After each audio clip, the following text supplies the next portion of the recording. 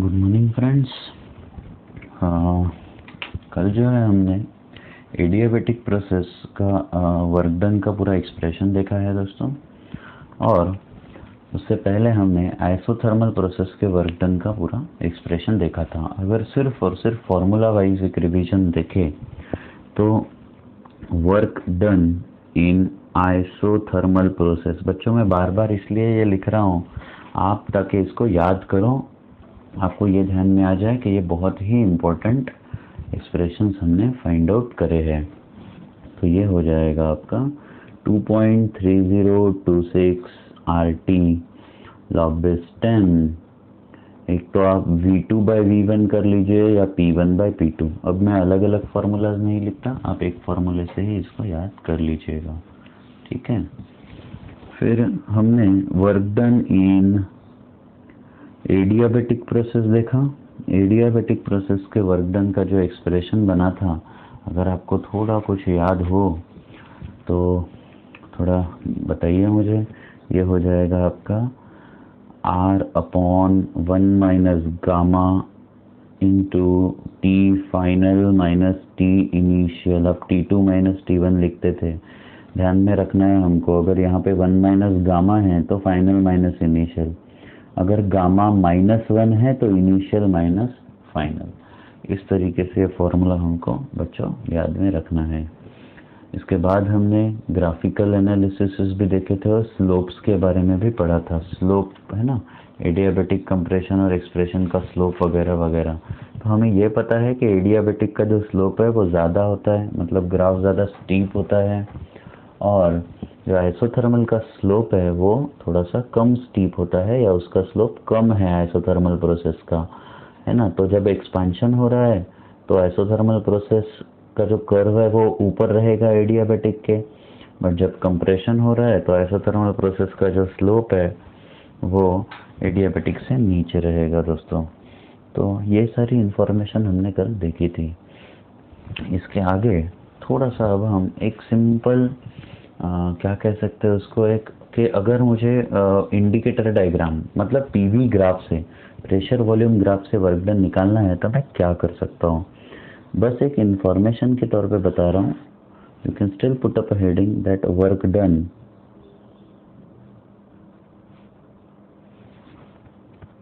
In isothermal या फिर adiabatic process, isothermal और adiabatic process in terms of pressure volume indicator diagram।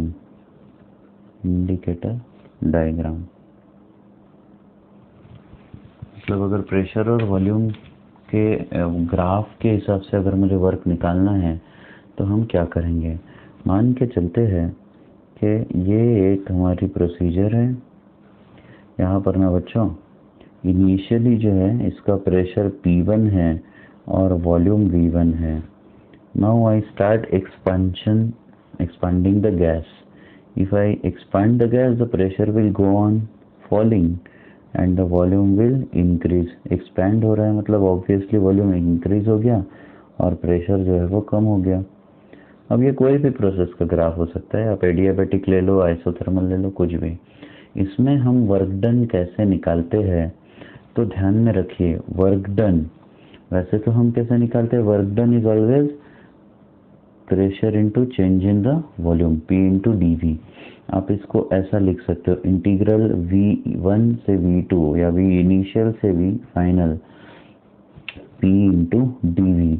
कई बार आप इसको P इंटू V फाइनल या V2 माइनस V1 भी लिख सकोगे, बट ये हो गया आपका फॉर्मूला वाइज वर्क डन निकालने का फॉर्मूला वाइज तरीका। दूसरा जो इंडिकेटर डायग्राम से तरीका है वो क्या होगा, you just have to find out the area under pressure volume curve, है ना। ये एक ध्यान में रखिएगा, it will always be an area under pressure volume curve. देखिए ये हमारा प्रेशर और वॉल्यूम का कर्व था, तो उसके अंडर में आने वाला मतलब कहाँ से, वॉल्यूम एक्सिस से अंडर में आने वाला जो एरिया है, this according to volume axis, नहीं तो आप ऐसे भी ले सकते थे, ये वाला नहीं, ये वॉल्यूम एक्सिस के साथ प्रेशर वॉल्यूम के अंदर आने वाला जो कर्व है, उसके डोमेन में आने वाला जो एरिया है, that area will also give you, है ना, द वर्क डन। तो हम इसको लिखेंगे, कैसा लिखेंगे, that work done can also be given by area between PV curve, area between PV curve and volume axis, मतलब ये जो है दोस्तों, ये वाला जो वॉल्यूम है ना, ये वाला जो एरिया है ना जो रेड शेडेड है, ये पीवी कर्व और वॉल्यूम एक्सिस के बीच का जो शेडेड एरिया है, ये एरिया का कैलकुलेशन भी हमें क्या देता है, ये एरिया का कैलकुलेशन भी हमें बच्चों वर्क डन फाइंड आउट करके देता है। ठीक है, चलो अब इसके साथ हम एक और काम करने जा रहे हैं। हम आइसोथर्मल प्रोसेस और एडियाबैटिक प्रोसेस का डिस्टिंग्विश बिटवीन करेंगे। ठीक है, ये सब कुछ आपको नोट करना है। इट इज़ नथिंग लाइक के मेरे को सीक्वेंस नहीं दिख रहा है, क्योंकि मैं टेक्स्ट बुक, जो हमारा नया टेक्स्ट बुक है, उसका सीक्वेंस फॉलो नहीं कर रहा हूँ दोस्तों। मुझे बिल्कुल पसंद नहीं आया है, ना उसका सीक्वेंस पसंद आया, ना जो इतनी सब बकवास लिखी हुई है वो भी। तो मैं ये जो टॉपिक्स हैं मैं अपने तरीके से पढ़ाने जा रहा हूँ, बिल्कुल भी टेक्स्ट बुक को फॉलो ना करते हुए मैं इसको पढ़ाऊँगा दोस्तों। तो आप पूरे के 100% आप ध्यान में रखिए कि आप इस नोट्स पे डिपेंडेंट रहोगे, ना कि उस टेक्स्ट बुक पे। ठीक है, तो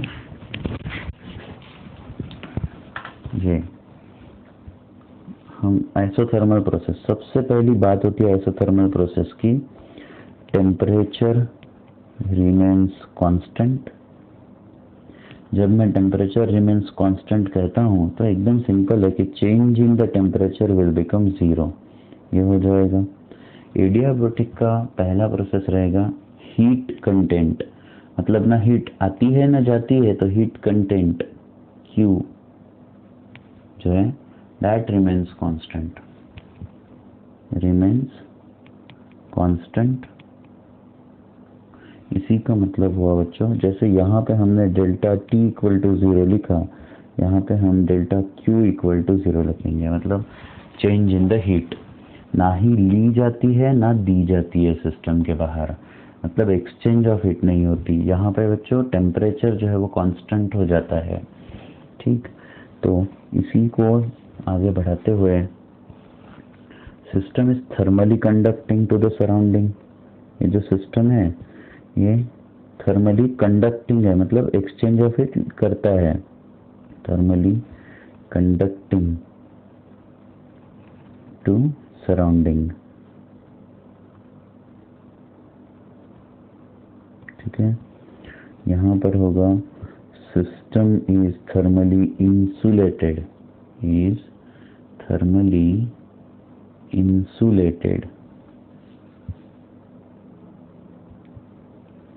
फ्रॉम सराउंडिंग।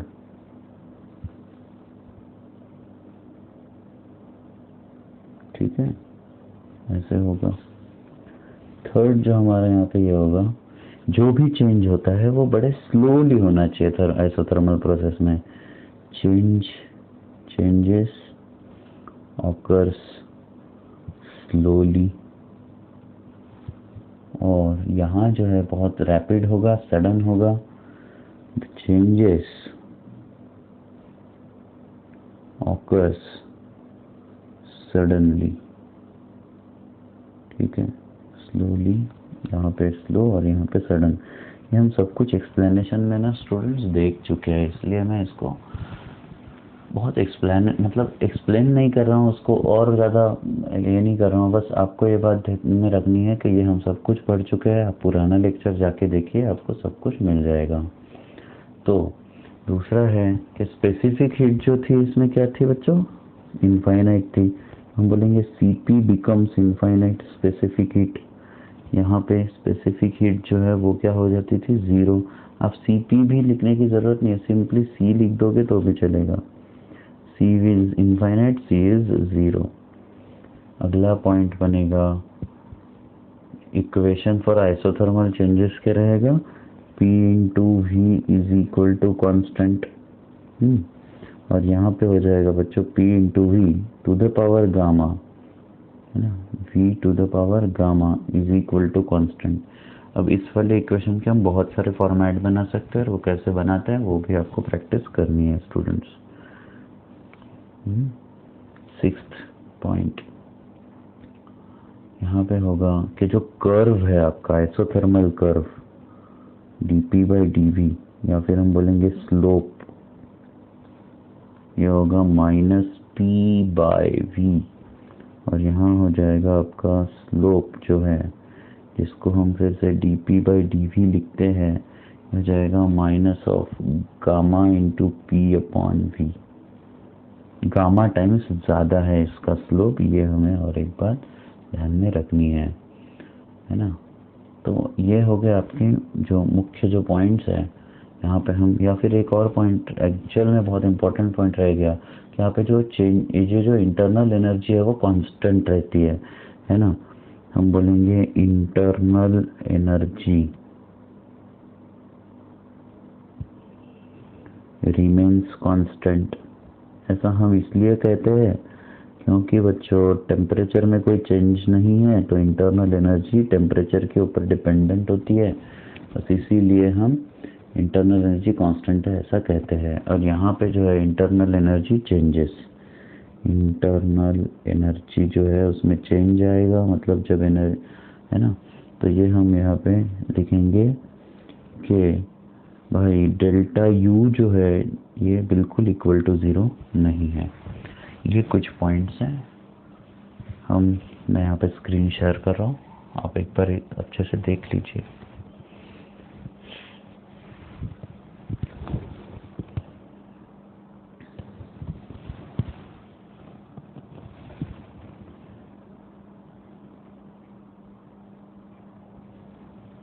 ठीक है, चलो आगे बढ़ते हैं। तो स्टूडेंट्स, हमने अभी आइसोथर्मल और एडियाबैटिक ये प्रोसेसेस का बिल्कुल अच्छा एक कंपैरिजन देखा। आपको क्या पॉइंट्स याद रखने हैं, तो आइसोथर्मल प्रोसेस में क्योंकि टेम्परेचर चेंज नहीं होता तो इंटरनल एनर्जी चेंज नहीं होती। एडियाबैटिक प्रोसेस में क्योंकि एक्सचेंज ऑफ हीट नहीं हो रही है ना, तो change in heat delta Q जो है वो 0 रहता है, बट इंटरनल एनर्जी में चेंजेस बच्चों आएंगे। तो इस तरीके से हम इसको कंपेयर करते हैं। नेक्स्ट आता है isochoric process and isobaric process. मैं एक इंट्रोडक्टरी पार्ट पहले इन प्रोसेसेस का बता देता हूँ बच्चों, क्योंकि जो है इन प्रोसेसेस को कर्व्स वगैरह वगैरह भी सब कुछ हमको एक बार देखने होते हैं। तो हम देखेंगे, तो चलो लिखते हैं heading isochoric process.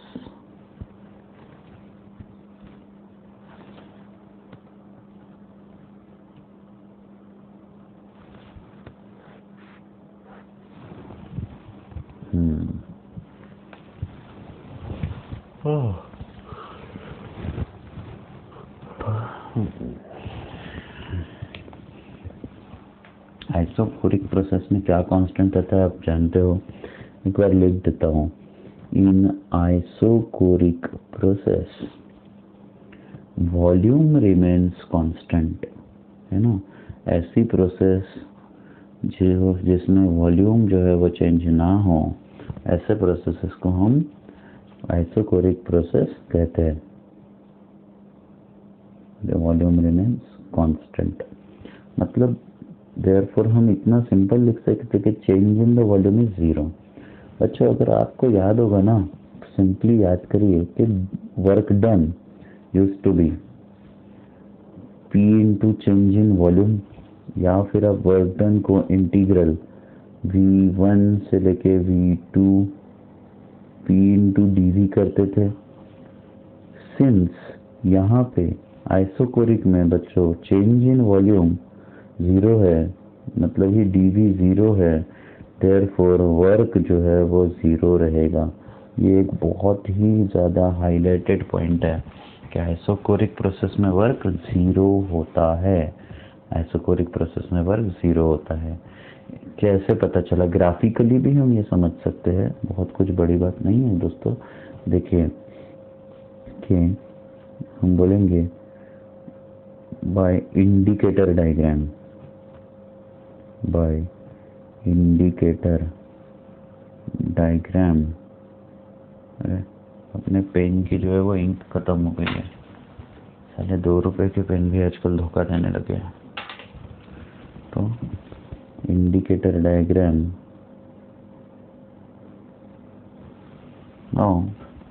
Indicator diagram आप कैसे निकालोगे इसकी? देखिए मैं यहाँ पे आपको बता रहा हूँ कि ये आपका आइसोकोरिक, ये वॉल्यूम कर्व, ये प्रेशर एक्सिस।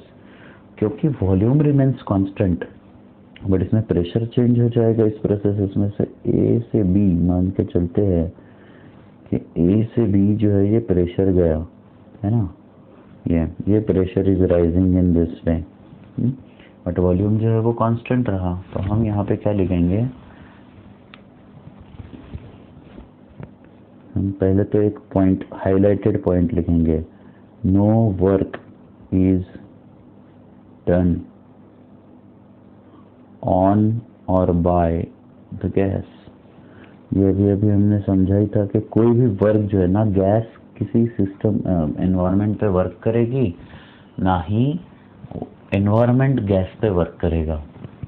मतलब कोई किसी पे वर्क डन जो है वो टोटल 0, किसी भी तरफ से वर्क नहीं होने वाला है ना।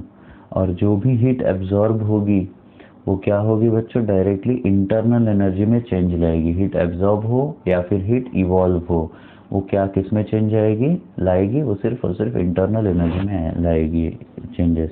देयरफॉर हम यहाँ पे सेकंड पॉइंट बोलेंगे, हीट एब्जॉर्ब्ड और heat evolved in process, in isochoric process will bring the change in internal energy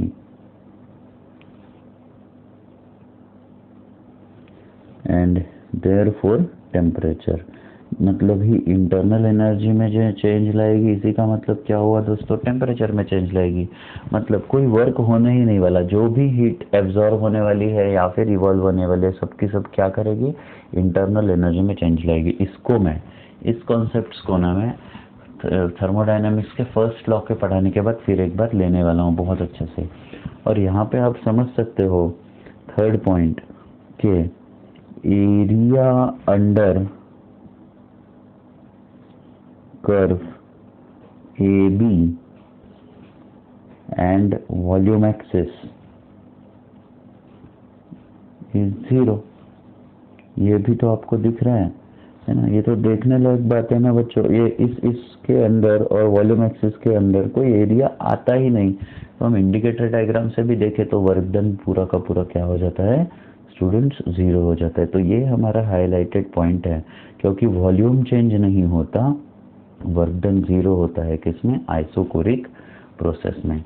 ये बिल्कुल आपको समझ में आना ही चाहिए, या ये आपको बिल्कुल याद होना ही चाहिए, है ना? क्योंकि ये एक हॉरिजॉन्टल, एक स्ट्रेट लाइन है ना। वॉल्यूम एक्सिस को बिल्कुल ये स्ट्रेट लाइन बन जाती है, या पैरेलल टू प्रेशर एक्सिस वाली एक लाइन ये बन जाती है।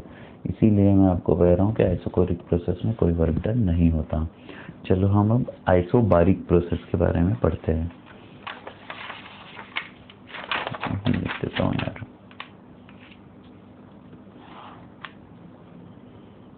Isobaric process.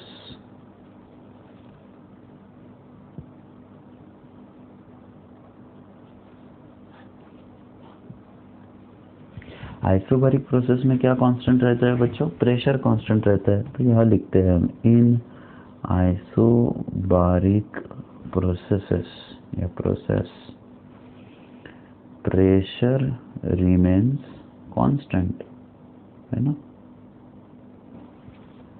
इसमें प्रेशर कांस्टेंट हो जाएगा दोस्तों। और जब आप इसमें ये चेक करोगे, देखो एक ग्राफ के साथ ना इसको समझना और ज़्यादा आसान हो जाता है।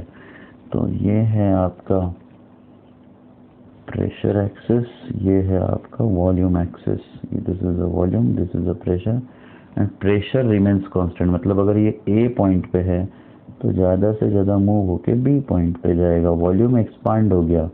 तो यहाँ पे जो है एरिया अंडर कर्व ज़रूर आएगा दोस्तों। मैं इसको रेड में शेडिंग दे रहा हूँ, रेड कलर में, देखिए this is your area under curve.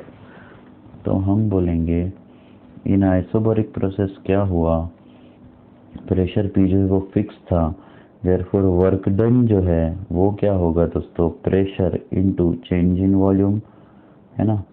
तो चेंज इन वॉल्यूम क्या, V2 से V1, ये हुआ आपका V2, ये हुआ आपका V1, तो P into V2 minus V1।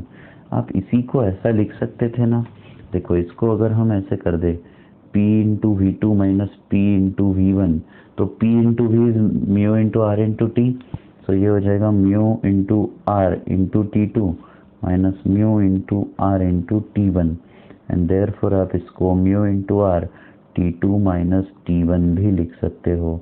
तो work done in isobaric process का ये एक फॉर्मूला हुआ, या फिर ये एक फॉर्मूला हुआ, P into V2 minus V1, या फिर mu into R T2 minus T1, है ना। और यहाँ पे जब टेम्परेचर क्योंकि चेंज होता है तो इंटरनल एनर्जी भी बच्चों चेंज होती है ना, आइसोबारिक प्रोसेस में भी। तो आप यहाँ पे ये कर लीजिए पॉइंट कि जब भी हम इसमें हीट प्रोवाइड करते हैं तो इसमें से कुछ हीट इंटरनल एनर्जी में चेंज लाती है और कुछ जो है ना इसमें वर्क डन करती है। हम बोलेंगे यहाँ पे the heat absorbed in isobaric process is partially used for change in temperature and remaining heat is used for work done। मतलब कुछ जो हीट हमने दी थी वो पहले तो कुछ हीट ने चेंज इन टेम्परेचर लाया, मतलब इंटरनल एनर्जी चेंज करी, और जो बचे हुए हीट थे उसने वर्क किया। ये होता है आपका आइसोबारिक प्रोसेस दोस्तों। एक्चुअल में इसी से हम फर्स्ट लॉ ऑफ थर्मोडायनामिक्स पे ड्रॉ करते हैं। होपफुली आपको ये जो है पूरा अच्छे से समझ में आ गया है, ऐसा मैं यहाँ पे लेके चलता हूँ। बहुत ही अच्छे से समझ में आना ही चाहिए दोस्तों। और अब मैं आपको इस टॉपिक का एक बहुत इम्पोर्टेंट किस्सा या बहुत इम्पोर्टेंट जो हिस्सा है वो अभी पढ़ाने जा रहा हूँ, और वो है first law of thermodynamics. Zeroth law देख लिया हमने कि अगर ए का टेम्परेचर बी से इक्वल है, बी का टेम्परेचर सी से इक्वल है, तो ए का टेम्परेचर सी से इक्वल है, ऐसा था, है ना। वो छोड़ दो, फर्स्ट लॉ ऑफ थर्मोडायनामिक्स एक बड़ा हेडिंग करिए ये आपके भी टेक्स्ट बुक में जहाँ पे आप नोट्स लिख रहे हो, एक अच्छा खासा बड़ा बिल्कुल डेकोरेटेड हेडिंग करिए, क्योंकि इम्पोर्टेंट टॉपिक है। और ये बहुत ही इजी, बहुत ही डैम इजी टॉपिक है स्टूडेंट्स, थर्मोडायनामिक्स का पहला लॉ। हमारे जो नए टेक्स्ट बुक में इसको बहुत ही बुरी तरीके से लिखा गया है। I don't really adore the procedure it has been written, क्योंकि बहुत आसान लॉ था, उसको ज़बरदस्ती से डिफ़िकल्ट बना के पेश करने का कोई मीनिंग ही नहीं था। हम सिंपल देखेंगे, मान के चलो कि ये एक कंटेनर है, और हमने यहाँ जो है एक पिस्टन फिक्स कर दिया, और फिर इस पिस्टन में हमने गैस फिलअप कर ली। अब हम क्या करते हैं बच्चों, इसमें जो है कुछ एडिशनल हीट प्रोवाइड करते हैं। ठीक है, यहाँ से हमने क्या करी स्टूडेंट्स, हीट दी। हम इसको बोलेंगे चेंज इन इंटरनल या चेंज इन एनर्जी। हमने यहाँ से हीट प्रोवाइड करी, तो ये हीट से क्या क्या होगा, एक तो इस गैस का टेम्परेचर बढ़ेगा, और दूसरा कि ये गैस एक्सपांड भी होगी, है ना। हीट से क्या होगा, ये हमारा इनिशियल पॉइंट है, ये हमारा फाइनल पॉइंट है। तो हमने देखा कि जो गिवन अमाउंट ऑफ हीट है वो क्या करेगी, यहाँ पे जो है टेम्परेचर में चेंज लाएगी, और यहाँ पे जो है वो वर्क करेगी, मतलब वॉल्यूम में चेंज लाएगी इतने पोर्शन में। तो हम फर्स्ट लॉ क्या लिखते हैं कि अगर हम किसी भी सिस्टम में हीट प्रोवाइड करते हैं, if we supply the heat, this heat will be utilised in two ways. दो तरीके से हीट यूज होने वाली है। एक कि वो टेम्परेचर चेंज करेगी, मतलब ही it will bring the change in the internal energy, plus वो एक्सपांड करेगी या कंप्रेस करेगी, तो हम बोलेंगे it will bring the work done, है ना, इट विल बी वर्क। अब WD लिखने से बेटर है सिर्फ W लिख लीजिए। ये हुआ आपका फर्स्ट लॉ ऑफ थर्मोडायनामिक्स, मतलब given amount of heat can change the internal energy as well as it can cause work on the system या बाय द सिस्टम, जो कुछ है। तो ये इतना सिंपल है, बहुत ही मतलब एकदम सिंपल चीज़ है। तो इसको मैं स्टेटमेंट दे रहा हूँ, आप मेरे स्टेटमेंट को फॉलो करके बिल्कुल लिख सकते हो। According to first law, according to first law of thermodynamics, पहले लॉ के हिसाब से dynamics, the energy supplied to a system, the energy supplied to a system,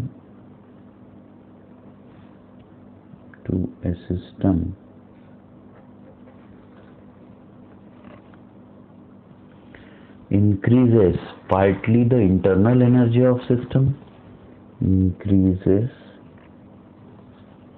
partly the internal energy of system, मतलब ही क्या, तो ये आपका चेंज इन इंटरनल एनर्जी, में इसको DU या डेल्टा U लिखता हूँ। अब चलो हम डेल्टा U लिख देते हैं। And rest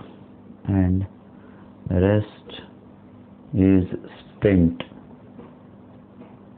in doing work, rest is spent in doing work on environment, मतलब ही हम सिंपली वर्क लिख देते हैं।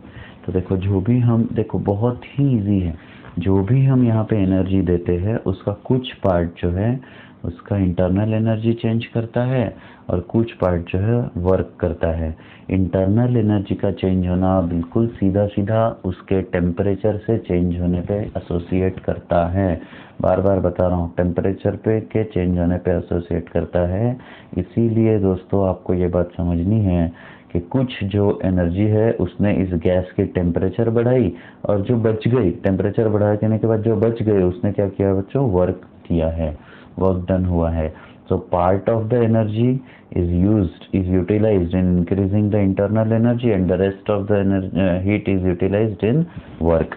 इसीलिए according to first law of thermodynamics, the energy supplied to a system increases partly the internal energy of system, and rest is spent in doing work on environment, है ना। इसीलिए हम इसको delta Q is equal to delta U plus W लिखते हैं, है ना। ये बहुत इम्पोर्टेंट कॉन्सेप्ट है, आपको जो समझ में आना ही चाहिए, या बिल्कुल ये पता होना ही चाहिए। एक बात, बहुत ही ज़्यादा इम्पोर्टेंट किस्सा था।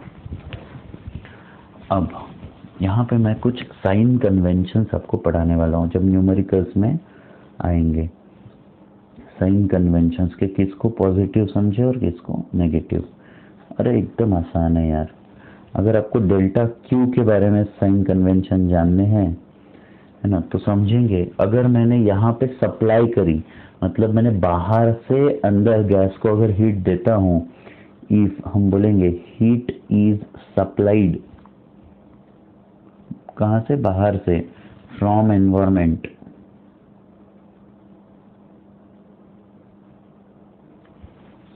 टू ए सिस्टम, मतलब ही गैस, है ना।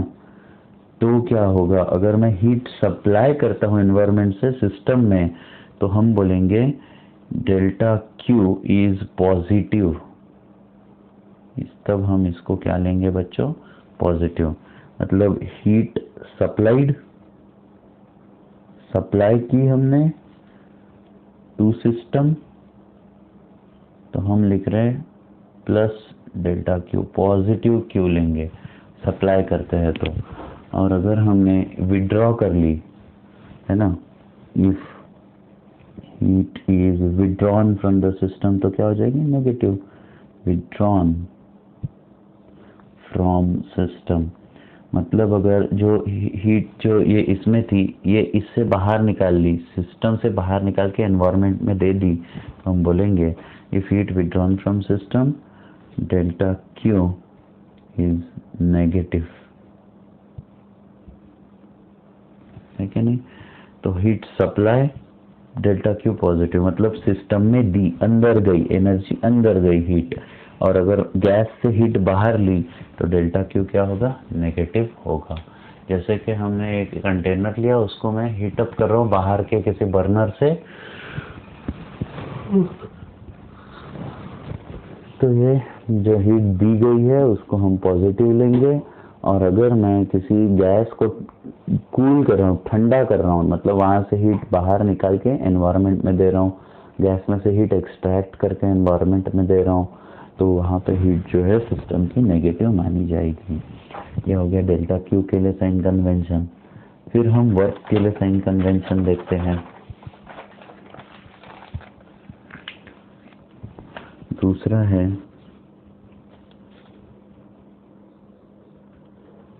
जब गैस एक्सपांड होगी तो वर्क डन होगा, पर कौन करेगा? गैस वर्क डन करेगा। अगर गैस वर्क करता है तो हम उसको पॉजिटिव वर्क कहेंगे। हम बोलेंगे इफ गैस एक्सपांड्स, अगर गैस एक्सपांड करता है तो हम बोलेंगे gas work is done by the gas, हम ऐसा बोलेंगे work is done by gas, है ना। देयरफॉर हम बोलेंगे वर्क डन इज पॉजिटिव।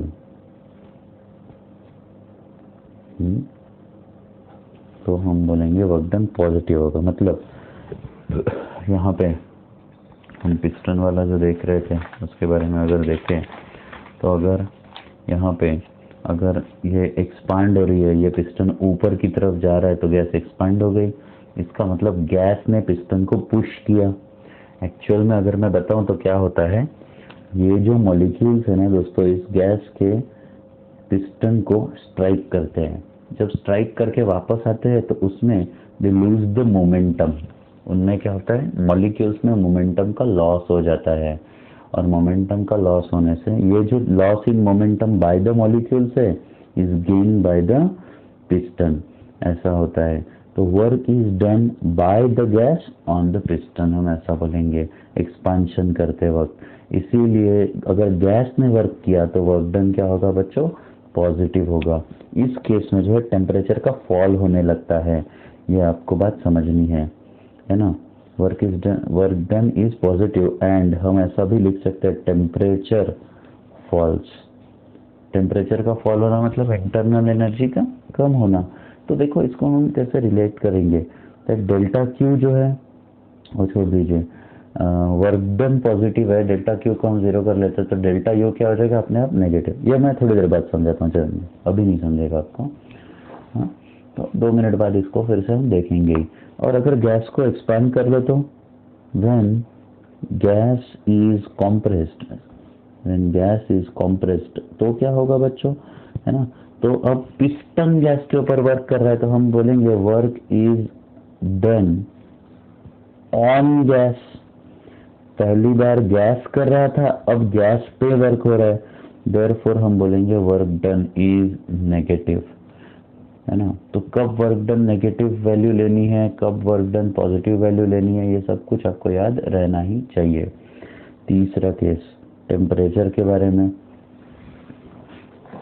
हम बोलेंगे व्हेन टेम्परेचर इंक्रीजेस। जब टेम्परेचर इंक्रीज होता है तो हम क्या मानते हैं कि उसकी इंटरनल एनर्जी इंक्रीज हो गई। It's internal energy increases, you increases बोल देते हैं सीधा सीधा, इंटरनल एनर्जी इतना कौन लिखेगा, its U increases and therefore हम क्या लेंगे that change in the internal energy is positive.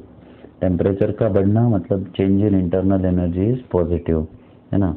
When temperature falls तो इसका opposite, when temperature falls its internal energy decreases, है क्या नहीं।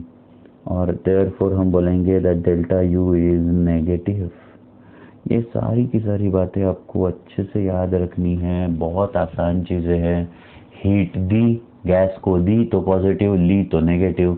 अगर गैस ने वर्क किया तो वर्क पॉजिटिव, अगर गैस के ऊपर वर्क हुआ तो वर्क नेगेटिव। अगर इंटरनल एनर्जी बढ़ी मतलब ही हम बोलेंगे टेम्परेचर बढ़ा तो इंटरनल एनर्जी पॉजिटिव, अगर टेम्परेचर का फॉल हुआ तो इंटरनल एनर्जी नेगेटिव। इस तरीके से हम जो है इसको पढ़ते हैं। तो कल जो है स्टूडेंट्स हम application of first law of thermodynamics पढ़ेंगे। आज के लिए इतना मुझे लगता है काफ़ी हो गया है। सब कुछ नोट्स करना है, काफ़ी इम्पोर्टेंट चीज़ें है ये। क्लास को इसको 2 बार 3 बार जितनी बार चाहते हो उतनी बार देखिए, बट स्टूडेंट्स ये सब कुछ आपको आना ही चाहिए। बोर्ड में भी है और एंट्रेंसेस में भी है।